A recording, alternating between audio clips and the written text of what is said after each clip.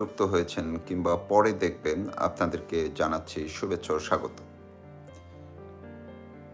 একটি বিষয় নিয়ে আমি আপনাদের সামনে এসেছি, সেটি হচ্ছে যে গত ১৭ তারিখ এই যে জাতীয় সংসদের দক্ষিণ প্লাজায় সংঘাত সংঘর্ষের মধ্যে দিয়ে জুলাই সনদ স্বাক্ষরিত হলো। প্রধান উপদেষ্টা ডক্টর মোহাম্মদ ইউনূস বেশ উচ্ছ্বসিতভাবে এই সনদটি স্বাক্ষরের যে ঘোষণা দিলেন, নিজে স্বাক্ষর করলেন, অন্যদেরকে স্বাক্ষর করালেন, ২৫টি দলের নেতাদের স্বাক্ষর করালেন এবং এই পুরো প্রক্রিয়াটি অর্থাৎ সংস্কার কমিশনের নামে, ঐক্যমত্য কমিশনের নামে যা কিছু করার তিনি করেছেন। তবে এর মধ্যে যিনি এই ঐক্যমত্য কমিশনের ভাইস প্রেসিডেন্ট বা সহসভাপতি বলা যায়, যার মূল কারসাজিতে কিংবা মূল কৌশলে কিংবা উদ্যোগে এই যে জুলাই সনদটি করা হয়েছে, সেই আলী রিয়াজ এবং বদিউল আলম মজুমদার, এই দুজনকে নিয়ে আগে থেকেই নানান ধরনের গুঞ্জন ছিল, নানান ধরনের কথাবার্তা ছিল। এমনকি বিগত সরকারের সময়ও তারা নানা কারণে বিতর্কের মধ্যেই ছিলেন, এর আগের বিএনপির সময়ও। আর বদিউল আলম মজুমদার যেহেতু পারিবারিক মামলা মোকদ্দমায় জমি দখল, শ্বশুরের জমি দখল, শ্যালিকার সম্বন্ধী, তাদেরকে মারধর মামলা, এই মামলায় তিনি বারবার পড়েছেন, তিনিও মামলা করেছেন, বিতর্কিত বিষয় আশয় ছিল। কিন্তু সেগুলো আমার মুখ্য বিষয় না। নতুন যে বিষয়টি হচ্ছে, এই জুলাই সনদ স্বাক্ষরিত হওয়ার পর থেকে গত দুদিনে নতুন আরেকটি কথা, আরেকটি আলোচনা, আরেকটি গুঞ্জন বেরিয়ে এসছে। সেটি হচ্ছে যে খুব দ্রুত সময়ের মধ্যেই, যেহেতু বলা হচ্ছে ডিসেম্বরের প্রথম নাগাদ, গতকালকেও প্রধান নির্বাচন কমিশনার বরিশালে বলেছেন যে ডিসেম্বরের প্রথম নাগাদই নির্বাচনের তফসিল ঘোষণা করা হবে। কিন্তু অনেকেই এটি বিশ্বাস করেন বা বেশিরভাগ মানুষই বিশ্বাস করেন আসলে ফেব্রুয়ারিতে নির্বাচন হবে না। এখন যেই কথাগুলো যেইভাবে কিছু সাজানো হচ্ছে, মানুষকে বিভিন্নভাবে ধোঁয়াশার মধ্যে রাখা হচ্ছে, তো এই প্রক্রিয়ার আগে অর্থাৎ ডিসেম্বরের আগেই এখন থেকে যে কোনো সময় বর্তমান অন্তর্বর্তীকালীন সরকারটি ভেঙে দেওয়া হতে পারে। আর ভেঙে দিয়ে সেইখানে ডক্টর ইউনূস একেবারেই নিজের মতো করে আরেকটি উপদেষ্টা পরিষদ গঠন করার প্রক্রিয়ায় ঢুকে গেছেন এবং সেই উপদেষ্টা কমিটিতে এই যে আলী রিয়াজ, বদিউল আলম মজুমদার এবং সেখানে আসিফ নজরুল থাকবেন, যিনি এখন আইন উপদেষ্টা আছেন, পাশাপাশি প্রেস সচিব, প্রধান উপদেষ্টা প্রেস সচিব, তাকে উপদেষ্টাতে নিয়ে আসা হতে পারে। এই বিষয়গুলো গতকালকে থেকে ব্যাপকভাবে ভিতরে ভেতরে আলাপ আলোচনা চলছে, যা বেরিয়েও আসছে এবং আজকে সকাল থেকে বিভিন্ন মহলে এই আলোচনাটি সামনে চলে আসছে।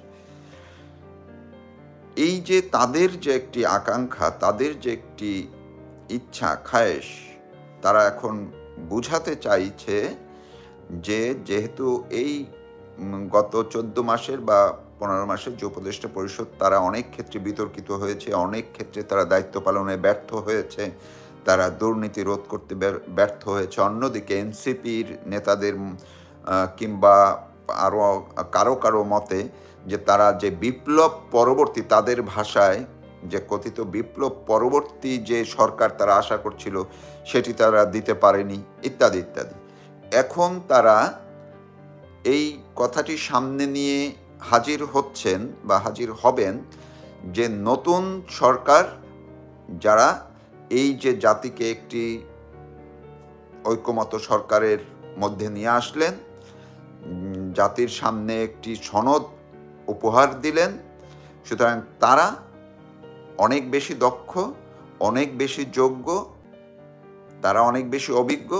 ফলে তাদেরকে নিয়ে এখন নতুন সরকার গঠন করা হবে এবং এই সরকারের আওতায় নতুন সামনে একটি নির্বাচন হবে এবং এই নির্বাচনকালীন সরকারের যে কথাটি, সেটিকে জায়েজ করার একটি ফর্মুলা নিয়ে খুব দ্রুত আগাচ্ছে।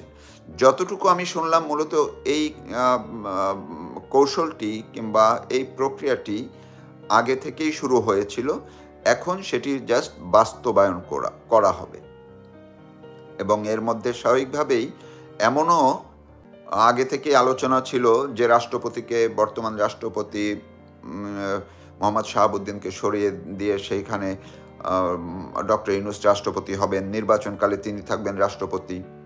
পাশাপাশি আলী রিয়াজ, বদিউল আলম মজুমদার, তাদের কাউকে হয়তো বা প্রধান উপদেষ্টা করা হতে পারে, কারণ প্রধান বিচারপতি তাকে বলা হয়েছিল তিনি হয়তো আসবেন না, তেমনটা শোনা যাচ্ছে।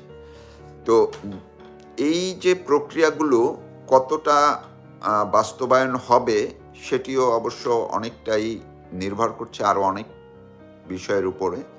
তো তাদের যে টার্গেট, অর্থাৎ আলী রিয়াজ, বদিউল আলম মজুমদার কিংবা এই সাংবাদিক, সাবেক সাংবাদিক, প্রেস সচিব, তাদের যে এখন টার্গেট উপদেষ্টা হওয়া।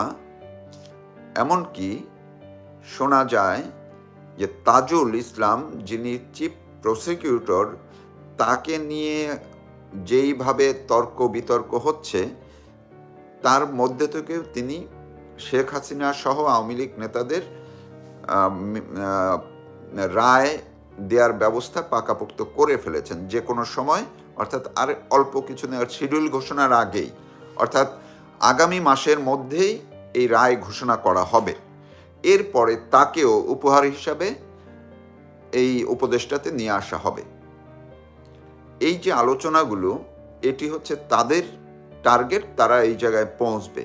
কিন্তু এর বিপরীত দিকে যারা বাংলাদেশের মুক্তিযুদ্ধের পক্ষে বিশ্বাস করেন, যারা জুলাই সনদকে একটি জাতির জন্য আরেকটি কলঙ্কিত ইতিহাস বলে মনে করেন, যারা মনে করেন ৭২-এর সংবিধান বাদ দেওয়ার মধ্য দিয়ে মুক্তিযুদ্ধের ইতিহাসকে মুছে ফেলার আরেক ধাপ চেষ্টা করা হলো, এই বিশ্বাসে মানুষগুলো তারা মনে করছেন যে নতুন করে বাংলাদেশের ইতিহাসে ৫ জন ব্যক্তি চরমভাবে ধিক্কৃত এবং গণশত্রু হিসেবে আবির্ভূত হয়েছেন এবং সেটি চূড়ান্ত রূপ পেয়েছে ১৭ তারিখ এই যে সনদ, জুলাই সনদ, কথিত জুলাই সনদ স্বাক্ষরের মধ্য দিয়ে। আর এই ৫ নতুন ইতিহাসের কলঙ্কিত গণশত্রুরা স্বাভাবিকভাবেই প্রথম আলী রিয়াজ, বদিউল আলম মজুমদার, আসিফ নজরুল এবং তাজুল ইসলাম, যিনি আদালতকে একেবারেই নিজের মতো করে আসিফ নজরুলের পরামর্শে সাজিয়ে নিয়েছেন। তিনি যা রায় ঠিক করে রেখেছেন আসিফ নজরুলের মাধ্যমে, সেটি তিনি জাস্ট বিচারকদের দিয়ে ঘোষণা করাবেন। আর প্রেস উপদেষ্টা, প্রধান উপদেষ্টার যে প্রেস সচিব, প্রেস সচিব, এই ৫ জন এখন জাতীয় গণশত্রু হিসেবে বাংলাদেশের ইতিহাসে নতুন করে নাম লেখালেন। ফলে এই ৫ জনকে এখন টার্গেট করেছেন মুক্তিযুদ্ধের পক্ষের যে চিন্তা চেতনার এবং ৭২-এর সংবিধানের পক্ষের যারা আছেন, শুধু আওয়ামী লীগ না, আওয়ামী লীগের বাইরেও যারাই আছেন, তাদের সবার টার্গেটে পরিণত হয়েছেন এই ৫ গণশত্রু। ফলে তাদের উপরেও এর একটি প্রভাব, প্রতিফলন, বহিঃপ্রকাশ যে কোনো সময়, যে কোনো জায়গায়, যে কোনোভাবে, যে কোনো প্রক্রিয়ায় দেখা যেতেই পারে।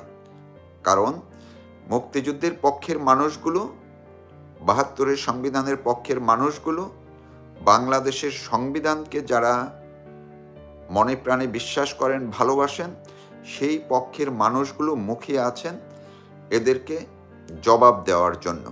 গত দুদিন ধরে সামাজিক যোগাযোগ মাধ্যমে এই বিষয়গুলো ব্যাপকভাবেই প্রকাশ্যে এসেছে। আমি যে কথাগুলো বললাম, এগুলো যে শুধু আমার কথা তা নয়। এই কথাগুলো আপনারা যারা শুনছেন, যারা মুক্তিযুদ্ধের পক্ষে না, যারা এই যে জুলাই সনদের পক্ষে, তারাও একটু দয়া করে সামাজিক যোগাযোগ মাধ্যমগুলোতে ভালো করে চোখ ফেলে দেখুন যে এই ৫ জন তারা যে গণশত্রু রূপে রূপান্তরিত হয়েছে, পরিচিত হয়েছে, ইতিহাসে তাদের নাম লেখা হয়েছে, তারা যেমন বঙ্গবন্ধুর খুনিদের যতই এখন আস্ফালন হোক, তারা কিন্তু এখন পর্যন্ত আর দেশে প্রকাশ্যে আসতে পারেনি, কখনোই না। যারা এসছে তাদের পরিণতি আপনারা দেখেছেন। যুদ্ধাপরাধী হিসেবে বেশি যাদের বিচার হয়েছিল, তাদের মধ্যে অনেকের বিচার কার্যকর হয়েছে, বাকিরা কেউ ছাড়া পেয়েছেন, কিন্তু কেউ এখনো দেশে আসতে পারেননি। ফলে আপনারা যারা গণশত্রু হলেন, এই যে নতুন ইতিহাসের 2024-25-এর যে গণশত্রুর শীর্ষ পঞ্চ গণশত্রু, আপনাদের পরিণতিও কিন্তু সেই দিকে যাবে। এই কথাগুলো কিন্তু সামাজিক যোগাযোগ মাধ্যমে উঠে এসেছে ব্যাপকভাবেই। এবং আপনারা যদি মানুষের চিন্তা ভাবনা দেখেন, আপনারা সেটি খুবই ভালোভাবে বুঝবেন। এখন শুধু অপেক্ষা, তারা আসলেই কি উপদেষ্টাদের চেয়ারে বসবেন? অন্যদিকে এই গণশত্রু হিসেবে তাদেরকে যারা ট্রিট করছেন, তারাই বা কি করবেন? তারা যে তাদের পরিণতি দেখাবেন বলে সামাজিক যোগাযোগ মাধ্যমে যেই তথ্যগুলো প্রকাশ করছেন, সেটিও বা তারা কিভাবে দেখাবেন? এগুলো দেখার জন্য এখন আমাদেরকে শুধু অপেক্ষা করতে হবে।